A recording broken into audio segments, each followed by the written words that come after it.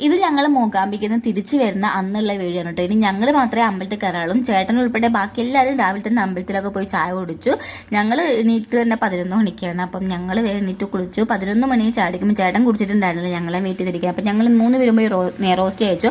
അവൾ മൊത്തത്തിൽ കൈക്കിൽ അഞ്ചിട്ട് ഞാൻ ഒരെണ്ണേ ഓർഡർ ചെയ്തിട്ടുണ്ടായിരുന്നുള്ളൂ. പക്ഷേ ഒരു കഷ്ണം പോലും എനിക്ക് കിട്ടിയില്ല. പിന്നെ ഞങ്ങൾ സൗബർണിയില്ല അവിടെ പോയിട്ടുണ്ടായിരുന്നു. അവിടെ നമ്മളെ അമ്മയും മൂകാംബിക സീരിയലിൻ്റെ ഷൂട്ടിംഗ് നടക്കുന്നുണ്ടായിരുന്നു. അവിടെ നായകനും നായികയും ഒക്കെ ഉണ്ടായിരുന്നു.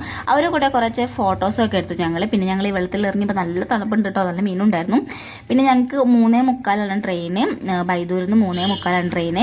ഇവിടുന്ന് ഞങ്ങൾ 2 ബസ്സിലാണ് പോയത്. കുറേ പേരുള്ളതുകൊണ്ട് 2 ബസ്സിലാണ് പോയത്. 2 മണിക്ക് ഇറങ്ങി 3:45 മുൻപ് അവിടെ എത്തി ട്രെയിനൊക്കെ കിട്ടി. എല്ലാവരും ട്രെയിനിൽ കയറി കേട്ടോ, ബസ്സിന് അവിടെ എത്തി ട്രെയിനിൽ കയറി.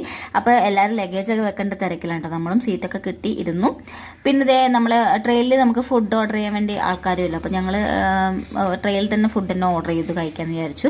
എല്ലാവരും ചിക്കൻ ബിരിയാണിയാണ് മേടിച്ചത്. ഞാൻ വെജിറ്റബിൾ ബിരിയാണിയും ചേച്ചി എഗ്ഗ് ബിരിയാണിയാണ് മേടിച്ചത്. ഞാൻ വെജിറ്റബിൾ ബിരിയാണി മേടിച്ചിട്ടും ഞാൻ ചിക്കൻ ബിരിയാണിയും എഗ്ഗ് ബിരിയാണിയും കഴിച്ചിട്ടുണ്ടായിരുന്നു.